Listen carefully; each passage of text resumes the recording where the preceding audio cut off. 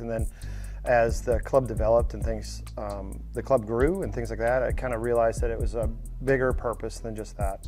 And then when COVID hit, certainly the need for community and the need for activity was even that much more important. We realized that from being stagnant and not active. And on April 15th, on 2020, my 12-year-old daughter took her life.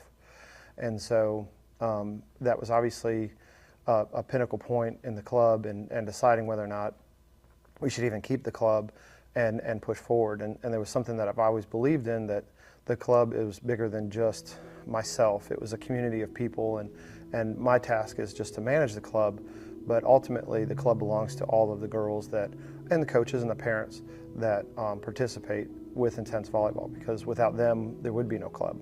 Right. So I think it's that community that resonates with people, and that sense of family and that sense of belonging that is so important, and that what young people especially need, and they need to have an outlet both physically, mentally, emotionally, and spiritually. And through your grief, I know that you and your wife have really poured into Intense and created this mission of mental health awareness. So tell us what you've done through that. Yeah, so we've built some nonprofits in our daughter's name, and then also because we are a volleyball club that travels around, we have exposure all over the Southeast. So not only are we providing a place and a sense of community for people to come to us, but those people that are members of our club are that same loving, embracing people that help us continue on and carry Morgan's name with pride and honor and love.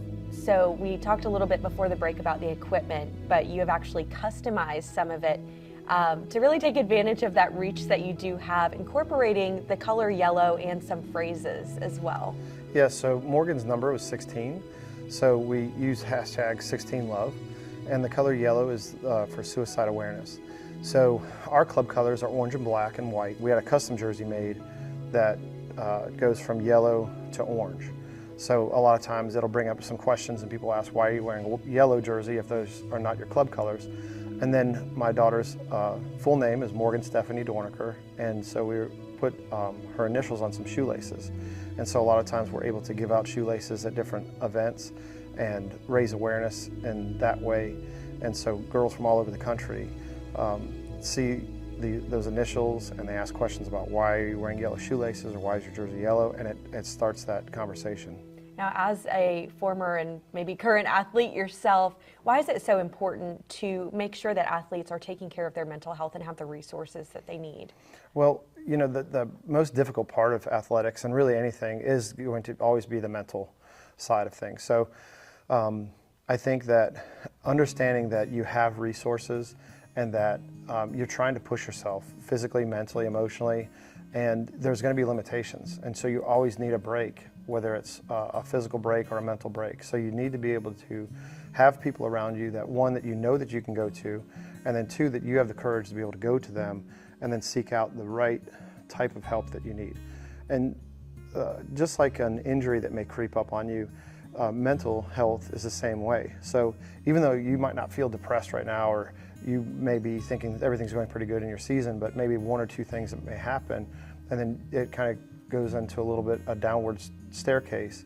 So you need to be able to get out of those slumps and be able to push forward.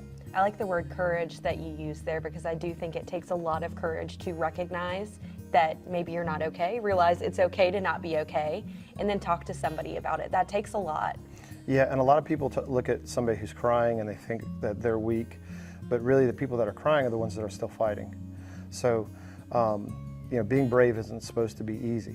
Mm-hmm. And I think what also happens is when indirectly, when someone is going through something, somebody else is always watching. So when someone sees somebody be courageous, or someone sees somebody be brave or overcome something, they can draw into that, and maybe that inspires them to push forward or overcome something. And then in doing so, they're now on a platform to where they're exposing how they're overcoming obstacles in their lives that may resonate with somebody else that had nothing to do with the person before. And I know that you continue to push forward as well and share that story. And I know that it has impacted so many people. I've heard the stories of people reaching out to you from all over the country asking questions and asking for resources, and you've actually shared some of those on some podcasts. Yeah, so it was a great opportunity. A former classmate of mine, Chris Michael, has a wonderful podcast called 3 Questions, 3 Drinks, and he had me on episode 57 on that, and that's on any Spotify or Apple Play device that you have. And he did a great job cataloging a journey that we took from Columbia here up to our hometown in Hudson, Ohio. And in that, he asked some very good questions, and we went through the whole process of my grief and stuff that we just went through in the process of losing my daughter. Morgan's also being honored in the scholarship I think we mentioned earlier, so tell us a little bit more about that. Yeah, so we're very blessed that in Morgan's namesake, we have a MSD scholarship, and we give $1,500 to 2 athletes their freshman year in college. So when they're graduating high school, they apply for the scholarship, and we do a barbecue every year. And this year we'll have a barbecue on December 8th, and all the proceeds go to that. And we've worked with some really good barbecue places that donate the plates, so we're able to raise a good bit of money and donate to those girls. Now, who's invited for that barbecue? Yeah, anybody's invited, and it's always great food. So a lot of times companies will have big orders, and they'll take them for people's lunch, and so it works out really good. Or even some people will pick them up and watch football, and that'll be their football dinner. Wonderful. And my last thing that I want to make sure we touch on is your team, because I know they're all rock stars. So tell us a little bit about the coaches and maybe some returning players who come back. Yeah, so it's always great to see girls come back and to have that growth that the girls do year in and year out.